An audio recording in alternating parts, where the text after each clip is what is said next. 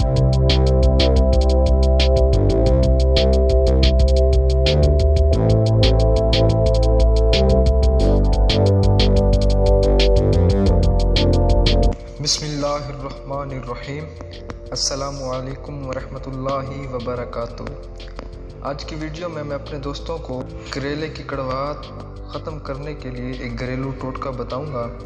लेकिन उससे पहले मैं अपने दोस्तों से गुजारिश करूंगा कि अगर आपने अभी तक हमारा यूट्यूब चैनल सब्सक्राइब नहीं किया तो प्लीज़ जल्दी से हमारे चैनल को सब्सक्राइब कर लीजिए और साथ में बेल आइकन को भी दबा दीजिएगा ताकि जब भी हम कोई नई वीडियो अपलोड करें तो सबसे पहले आप तक पहुंच सके।